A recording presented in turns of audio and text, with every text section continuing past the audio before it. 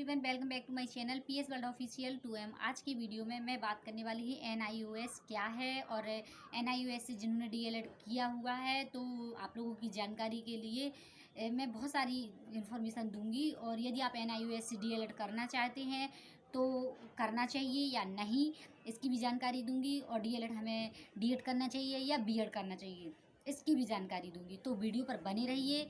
और आप ग्रेजुएशन कर रहे हैं तो आप लोगों के लिए जानना बहुत ज़रूरी है, जैसे आप, ताकि आप लोग भ्रमित ना हो। तो आप मुझे बड़ी दीदी समझ सकते हैं, अपनी बहन समझ सकते हैं, छोटी बहन समझ सकते हैं, बड़ी बहन समझ सकते हैं, अब आपके ऊपर डिपेंड है। तो चलिए वीडियो पर बने रहिए और थोड़ा शेयर भी कर दीजिए, जिससे आपके जो छोटे भाई बहन हैं और जो आपके फ्रेंड सर्कल में हैं उन्हें भी जानकारी हो सके। जो middle class, lower middle class वाले हैं तो जैसे आप लोग जानते हैं, एक सामान्य ग्रेजुएशन के बाद या 12th के बाद ये करने की प्रयास करते हैं कि हमारा कुछ हम ऐसा कर लें जिससे हमारी नौकरी जल्दी लग जाए। आप लोग डाउट में ना रहें, तो थोड़ा इन्फॉर्मेशन देना था। तो चलिए वीडियो पर बने रहिए। तो सबसे पहले जो है, तो NIOS से जिन्होंने DLED किया है तो वो उत्तराखंड में अमान्य कर दिया गया है। तो यानी कि सभी राज्यों में नहीं, और जो पहले से भी NIOS के थ्रू DLED करे थे तो उन्हें भी बाहर करने की बात चल रही है।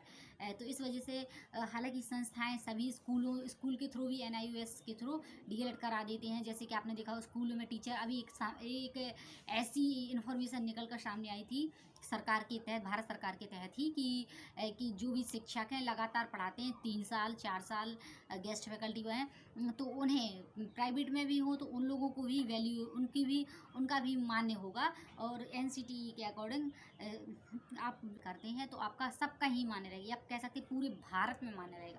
इस तरीके की इन्फॉर्मेशन थी। तो उसी डिप्लोमा को ही अब अमान्य बिहार में नहीं चल रही है।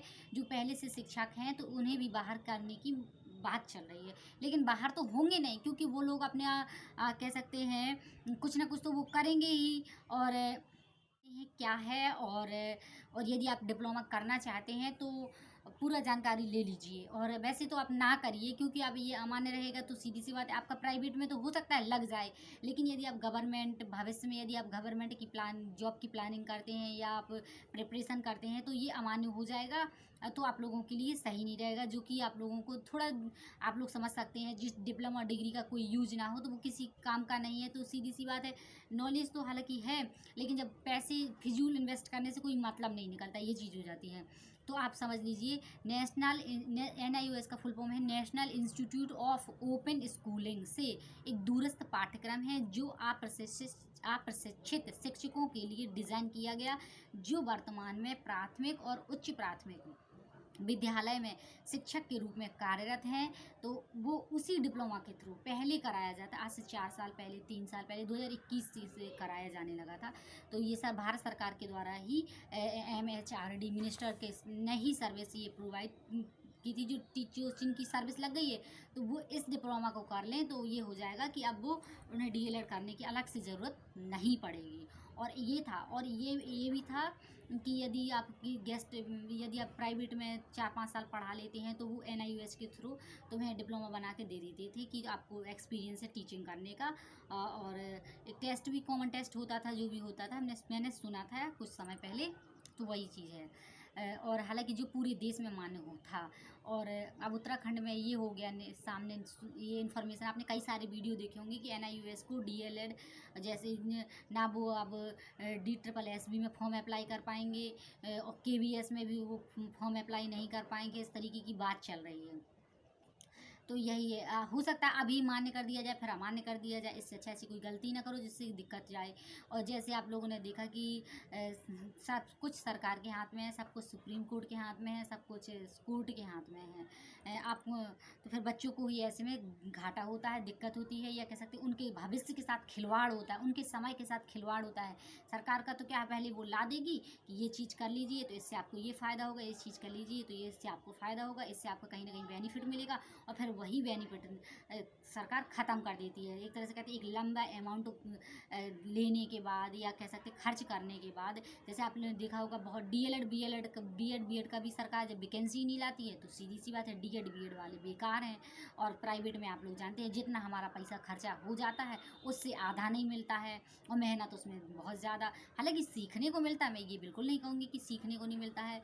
और जैसे अब जितना आपने इन्वेस्ट किया यदि आपका उतना ही ना हो पाए तो फिर क्या मतलब निकलता है। एक साधारण, आप लोग समझ पा रहे होंगे कि एक साधारण आदमी, कह सकते हैं मजदूरी करने वाला आदमी, उससे कहीं ज़्यादा कमा रहा है। अब ये चीज़ हो गई है, तो सरकार कहीं ना कहीं नौकरी के मामले में बहुत पीछे है। बस इस तरीके से है। तो बस यही है कि अब अभी तो बीएड बाहर कर दिया गया था प्राइमरी से, अब इसको एनआईओएस जो डिप्लोमा है अब इसे बाहर कर दिया गया। कम से कम 14 लाख शिक्षक ऐसे हैं जो इसके डिप्लोमा करने के बाद भर्ती हैं या कार्यरत हैं, तो उन्हें बाहर, उत्तराखंड में तो यही निकल के आ रहा है कि अब ये फॉर्म अप्लाई, इस डिप्लोमा वाले अब फॉर्म प्राइमरी में और प्राथमिक और उच्च प्राथमिक में ये डिप्लोमा वाले जिसने एनआईओएस डिप्लोमा की डीएलएड किया है तो वो मान्य नहीं रहेगा, ये चीज़ है।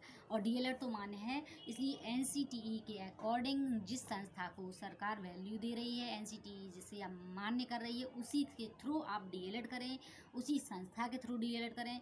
यदि आप करने वाले, यदि आपका हो गया तो फिर आप कुछ नहीं कर सकते, सीधी सी बात है। और वैकेंसी तो जैसे आप लोग जानते हैं आएंगी तो लाभ मिलेगा, नहीं आएंगी तो वैसा ही है।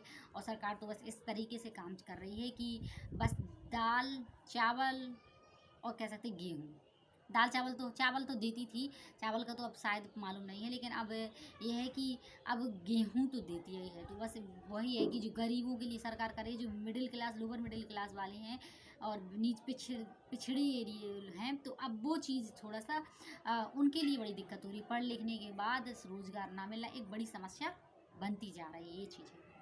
चलिए जो भी है बस सरकार के हाथ में है सरकार, लेकिन 2024 है, चुनाव का टाइम है, सरकार ऐसा कुछ नहीं करेगी।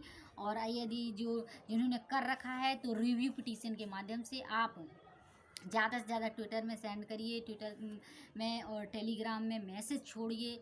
और तो आप लोग ज़्यादा से ज़्यादा रिव्यू पिटीशन, जब ज़्यादा से ज़्यादा टीचर आपका सपोर्ट करेंगे, सभी लोग मिलकर करेंगे, तो ये हो सकेगा कि ये जो प्रोसेस हो रही है कि चलो ये डिप्लोमा नहीं लगेगा, ये मामान होगा, तो हो सकता है कि इसे कंटिन्यू किया जाए, ऐसा ना हो, ये चीज़ है। और नहीं तो यदि कोई मांग ही नहीं करेगा, 2-4 लोग करेंगे, संख्या में कम होंगे, तो सीधी सी बात है इसे जो इसके थ्रू से शिक्षक भर्ती कर रहे शिक्षक बने हुए हैं तो उन्हें निकाला भी जा सकता है। जैसे कि आपने देखा यूपी में पहले जो प्राय 10 साल से पढ़ा रहे थे तो उनको परमानेंट कर दिया गया था, और फिर एकदम से दूसरी सरकार आई तो उसने सबको बाहर कर दिया गया। इस तरीके से भी हो सकता है, कुछ भी हो सकता है, बस सरकार के हाथ में है। उत्तराखंड में तो यही सामने निकल कर रहा है कि अब ये डिप्लोमा नहीं लगेगा, जो पहले से नौकरी इसमें कर रहे हैं उनकी नौकरी भी खतरे में है, ये चीज़ सामने आ रही है निकल कर। हालांकि बिहार में तो बहुत ज़्यादा संख्या में इसके थ्रू किया हुआ है डीएलएड, तो वहाँ भी बात दिक्कत जा सकती है। अब जो भी होगा तो सरकार से बस यही रिक्वेस्ट है कि अब यदि किसी का जो पहले से शिक्षक बन गए हैं तो उनके लिए दुखदायी हो सकता है और नहीं भी हो सकता है। अब तो वो तो सरकार कुछ ना कुछ हित में तो सोचेगी, क्योंकि मेहनत की है, टेस्ट निकाला है, क्रॉस किया है, फिर ये डिप्लोमा किया है, तो सरकार को कुछ ना कुछ तो ज़रूर सोचना पड़ेगा। चलिए कोई भी इन्फॉर्मेशन मुझे नेक्स्ट मिलती है तो मैं बताऊंगी। और ये 18 माह का कोर्स था जिसने किया था, तो ये कंटिन्यू टीचर बन गए थे, ये चीज़ था, परमानेंट बन गए थे। तो अब बस यही है कि यदि आप डीएलएड करना चाहते हैं तो अब इसके थ्रू ना आप करें, एनआईओएस के थ्रू ना करें, और आगे चल के हो सकता है अमान्य घोषित किया जाए। चलिए जो भी होता है देखते हैं, मिलते हैं नेक्स्ट में, ज़रूर कर दें। और मुझे कोई इन्फॉर्मेशन सामने कोई भी और यदि कोई जानकारी मिलती है या नई भर्ती से संबंधित एडी ग्रेड से, और तो मैं आप लोगों के साथ शेयर करूँगी।